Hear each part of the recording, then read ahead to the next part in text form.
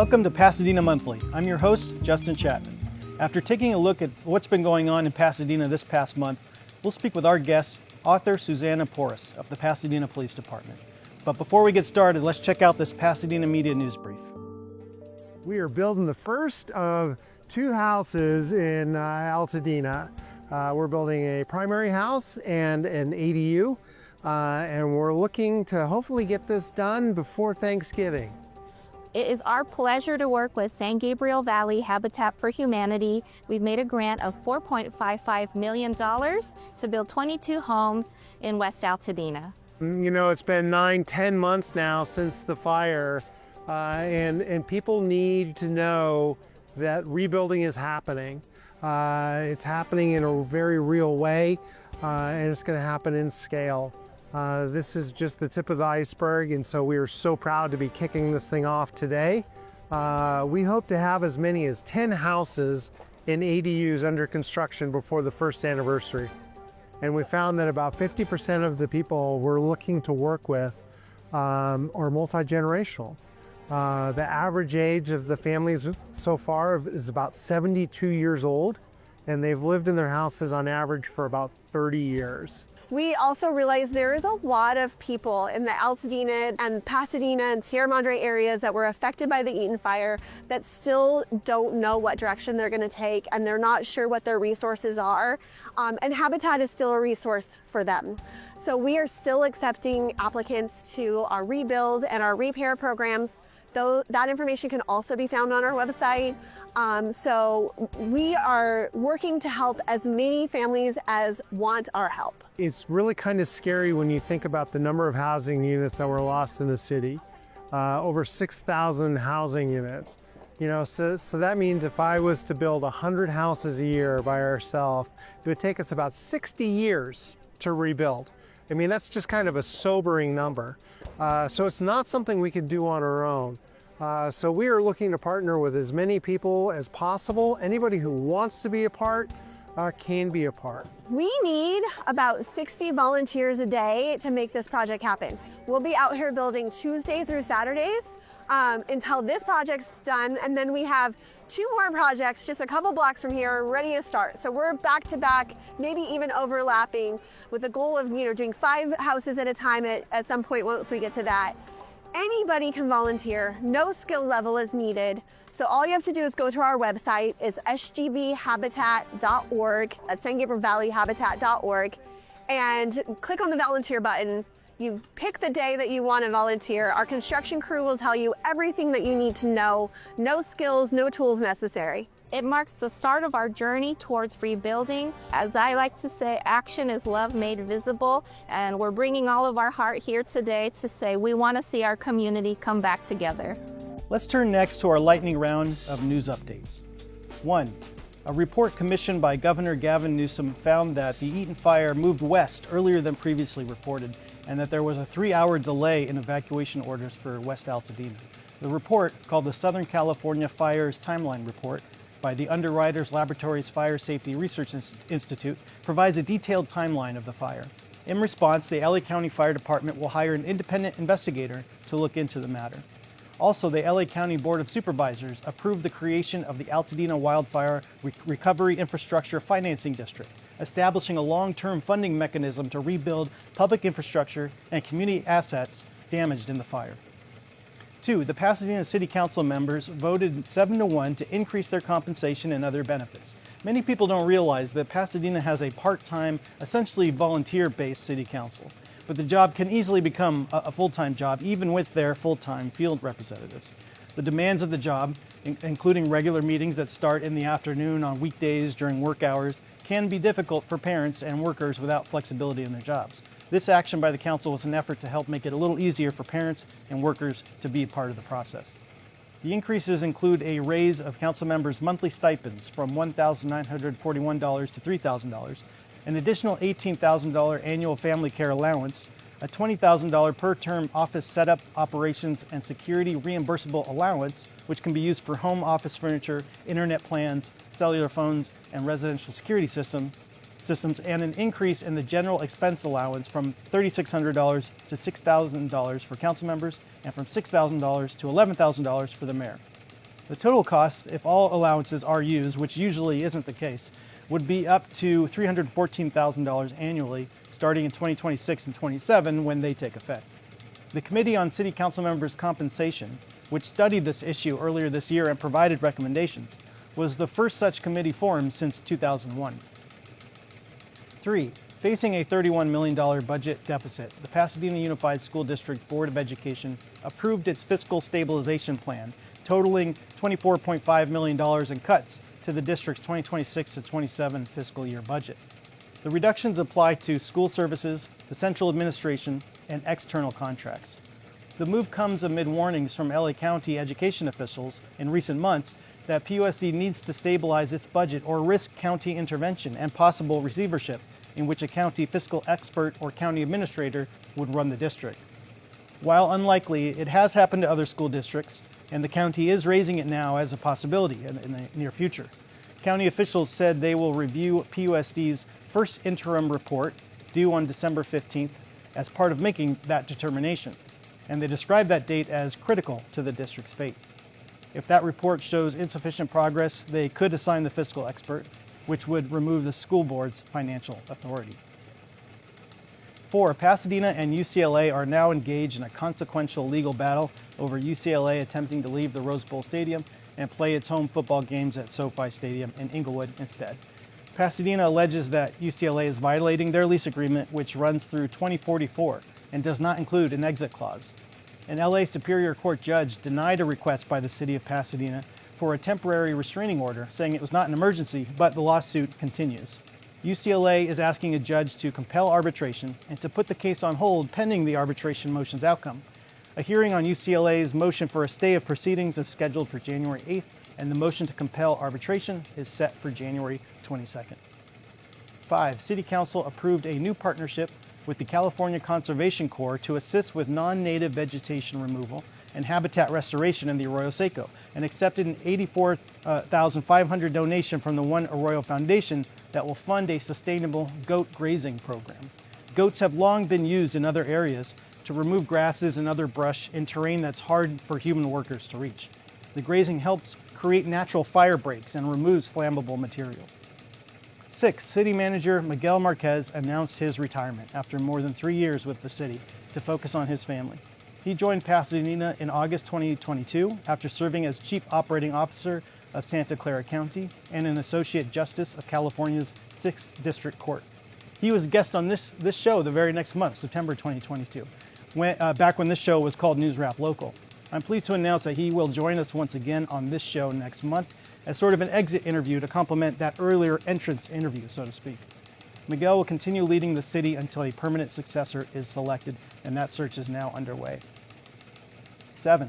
The city's safe parking program for unhoused individuals to park in their cars in All Saints parking lot stalled after the city council, with one member absent, couldn't reach consensus on whether to uphold or reverse a unanimous Board of Zoning Appeals ruling allowing the program.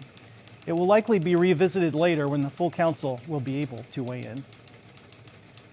8. The Pasadena Fire and Police Retirement Board voted unanimously to agendize an ethical investment policy at its next meeting, which is scheduled for February. For months, members of the community have spoken passionately during public comment at council meetings, calling on the retirement board to divest from Caterpillar, Chevron, and Boeing because of their ties to Israel and contributions to the war and genocide in Gaza, even after the recent ceasefire. The retirement board did not, however, include a discussion on divestment as part of that agenda item. According to an analysis of the board's investment portfolio, its pension fund holds no direct shares in those companies, though it does have indirect exposure through 3 mutual funds, totaling 0.33% of the board's portfolio. The fire and police retirement system operates independently of City Hall and City Council. The city itself has no investments in the companies. 9. Starting in January, paid parking will be in effect in the Playhouse Village District. The city is currently installing the pay stations and conducting testing, but payment is not yet required of motorists. The stations will allow people to pay via smartphone or credit card. The price will vary depending on whether you're parking in Zone A, high demand area, or Zone B, lower demand area. And the Playhouse Village is the last area in Pasadena's downtown area to adopt paid street parking. And 10, City Council adopted a resolution committing the city to eliminating all traffic deaths and significantly reduce serious injuries by the year 2035. The plan, called the Focused Local Roadway Safety Action Plan, developed by the Department of Transportation under the Federal Safe Streets and Roads for All program and funded through a $200,000 federal grant established by the Bipartisan Infrastructure Law of 2022, identifies high collision corridors and prioritizes 15 transportation safety projects citywide. Pasadena is one of many U.S. cities that have pledged to achieve Vision Zero, the goal of no roadway fatalities. City Council also approved the Pasadena Avenue and St. John Avenue Roadway Network project by authorizing a $4.8 million design contract with Kimley Horn and Associates. The project is a major transportation initiative funded through Measure R Mobility Improvement Project dollars, spanning nearly 2 miles on Pasadena and St. John Avenues between Walnut and Columbia Streets. It's intended to create a safer and more accessible bicycle and pedestrian network, upgrade narrow sidewalks, improve traffic operations with new signals, and enhance corridor mobility while maintaining existing vehicle traffic lanes. The work is designed to complement long-term planning underway through the 710 Reconnecting Communities Vision Plan. The project will likely be completed in 2028. Let's welcome our guest, Susana Porras. Thank you so much for coming on the show. Thank you, Justin. My pleasure. Susana is an author, community organizer, and Pasadena Police Department Senior Communications Coordinator. She published her second and third books this year, Danny's Trails, Mosley, England, and Love in the Time of Hate. Both chronicle her travel adventures at home and abroad. In 2010, she was named one of the magazine's 50 Women of Influence for her dedication to affecting innovative ways to rebuild neighborhoods in Pasadena.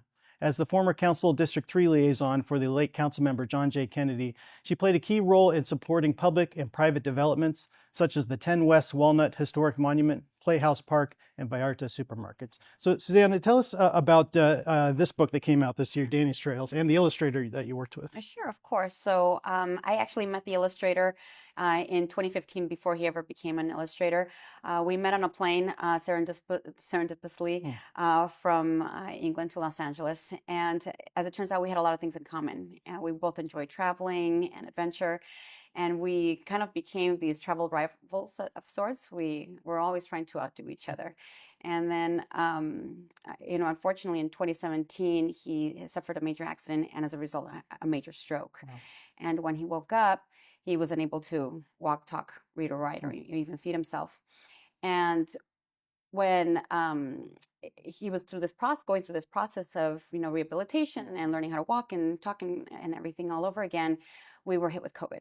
And so everybody found themselves all locked up, right? Mm-hmm.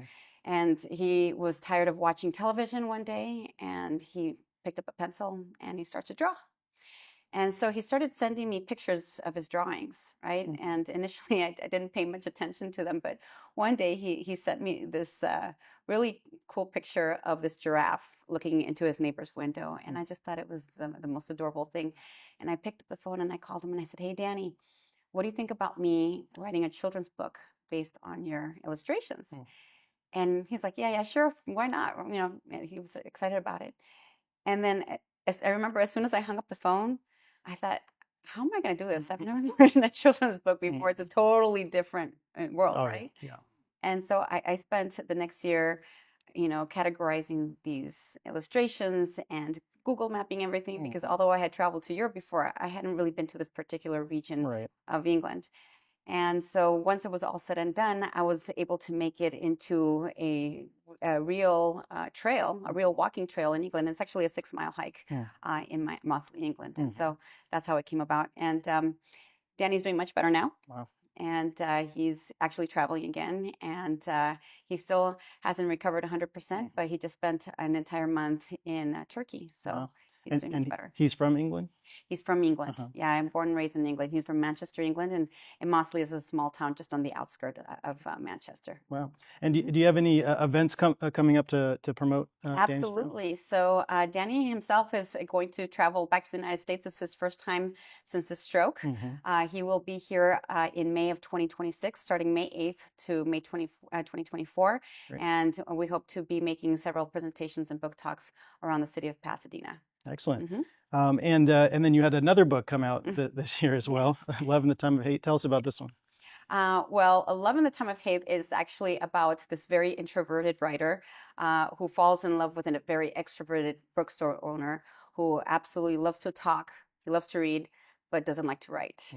And so it's about how they communicate with one another. She's so introverted that she doesn't really tell him about his feelings. She only writes it in her journal.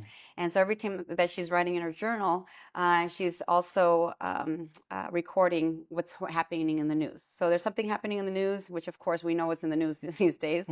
But she's also writing about all the pretty things that she's experiencing with this person and obviously the conflicts and stuff. However, it's all about their dates. So it's all about all of the places they go to and eat. Some of the places are here in Pasadena. Some of them are in Los Angeles. So it's almost kind of like a small local travel guide in essence. So it talks about the food and the wine and the drinks all throughout the book. Wow, cool. And then you had another book as well. When did this one come out? To Compostela. That one came out, I believe, in 2022. Okay. And To Compostela and Beyond is a chronicle of my travels with my dad doing the 500-mile pilgrimage across northern Spain. Oh, wow. And so my dad was 73 years old at the time. I'm an only child. And so I wanted to write something that I would remember my dad by, because nobody else was going to tell me, right? And so I recorded the trip with 39 sonnets. So every single day that we were on this Camino, I wrote a sonnet about it, and actually turned it to look like a story, right? From beginning to the end of the trip. I had absolutely zero intention to publish this. This was just for me and for my future, you know.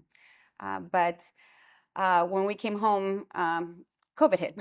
So a friend of mine said, you know, maybe you should, print out those poems you wrote on the Camino and give them to your friends and family for the holidays, because at the time we didn't even know if we were going to have a job anymore, right?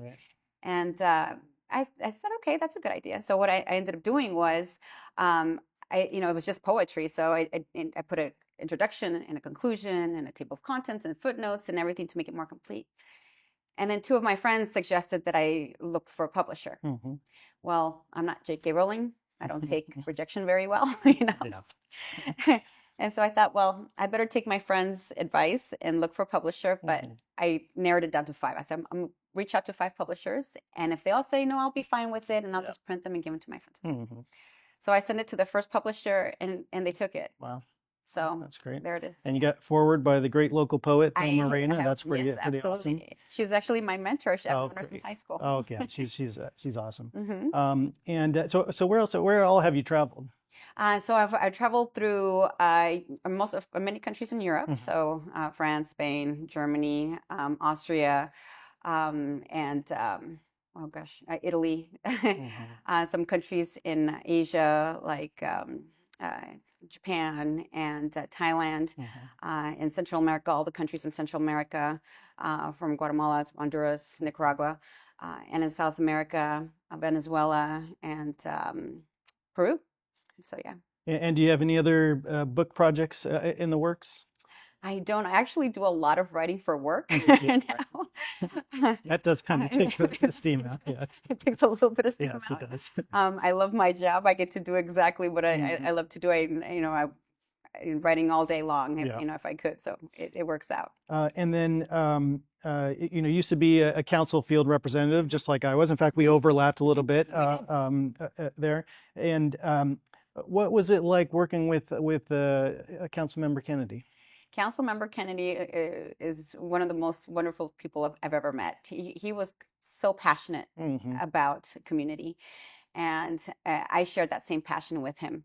And regardless of whether we agreed on something or not, we always came back to the table saying, well, it's not about you or me, it's about the community. And so we got it done. And so it was very intense in that he had all of these major projects, right? And the bigger the better, right? Turkey giveaway for 1,200 people. Still going. It's still going, right? The 10 Walnut Project, right? All of the housing, all of the public housing that he helped, put into place here in the city of Pasadena. So it was always about doing everything that I possibly could to support him in his role and make sure that he had everything he needed, all of the tools he needed to make sure that the job got done. Because I would help him with that, and he would go out there and advocate for the community. Yeah, well, he's certainly missed, that's for sure. Yes, he is. And so now you're at the police department. Tell us about why you made that transition and what your role is there. John and I worked very closely together, and I really didn't, when you're working that closely together, you're out there, you're a professional, and you're getting all of these things done. But I didn't realize how close I was to him. Mm-hmm. And it was very difficult losing him. It was very, very difficult for me. And, for 6 months, I barely went outside, and I was very lucky at the time that the city of Pasadena allowed me to work from home. Mm-hmm. And I had 6 interns that got me through the summer. And so after that, I was very burnt out, and I kind of wanted to get out of politics. Mm-hmm. And I was very fortunate that the police department had a very similar role. Right. I became their program coordinator at the time, and it was a lot of community outreach, right? And now instead of just being in District 3, I was all over the city. And so I helped implement a lot of their programming, a lot of their events, educational programming. And so I've really enjoyed that. Yeah, that's great. And so tell us a little bit about the police department's rebranding efforts that the chief has talked about recently. Exactly. So, as you know, the police departments across the country are experiencing all kinds of challenges, and so the chief sees this as an opportunity to really show the community what we're all about. And so not only are we changing the look of the uniforms and the look of the cars, but also of how we're communicating with everybody, right? We're communicating more through our social media platforms, Instagram, Facebook, Twitter, all of those, right? We're communicating with everybody. We're also participating in the city manager's newsletter every single week, press releases. And so we're really trying to get the information out there. And we're also redoing our entire website. And so we're at the point where all of these things are all coming to fruition at the exact same time. And we're very excited about it. And I think we're seeing the fruits of our labor really pay off in terms of our recruitment. So we're starting to see increases in numbers of our recruitment that are coming into the city of Pasadena. And will that also include like a redesign of the logos on the squad cars and things like that as well? Exactly. We have we're actually working on those new logos as it is. We have one car that has been completely redone, and that's our forensics vehicle. Okay. And as soon as we have a few more cars, we'll be ready to roll them out and show them to the public. Great. Does the police department have any upcoming events that residents can get involved with? Oh, absolutely. We have our toy giveaway, and we are catering to 150 local families. We're hurting just as much as everybody else, right? So we are definitely looking for toy donations, not only for our toy giveaway at the station, but also for our Polar Wind, which is where our police department gives Santa a ride to Huntington Memorial and passes out gifts to the kids. So we're always looking for toys for that event. Great. Yeah. So where can folks learn more about your work and check out your books? Oh, well, they can actually come to my website at susanaporras.com, but they can find the books at Romans or on Amazon, any of the typical places where you would find books. They're also at the Libros in Lincoln Heights. The publisher for the children's book is the same one as the in Lincoln Heights as well. So, so definitely. Great. So yeah, you can find them almost anywhere these days. Well, Susana, thank you so much for coming on the show. Really appreciate it. Thank you. You're doing a great job at the police department, and so glad we still have you at the city. Thank you. I'm looking forward to working with you again. Absolutely. Take care. You too. Before we go, here is this month in Pasadena history. It was this month in 1843, on November 28th, when the Mexican government granted the land known as Rancho El Rincón de San Pascual, that would eventually become Pasadena, to Colonel Manuel Garfias. In 1852, 2 years after California was admitted as a state to the Union, Garfias built an adobe hacienda on the east bank of the arroyo, where he and his family lived until he could no longer meet the interest payments on a loan. Title to the land was then transferred in 1859 to his lenders, Dr. John Griffin and Benjamin Wilson, who later sold it to the Indiana colony, which later established what became the city of Pasadena. Thank you for joining me for this episode of Pasadena Monthly. Tune in every fourth Friday of the month at 5 p.m. Learn more at pasadenamedia.org and justindouglaschapman.com. We'll see you next time.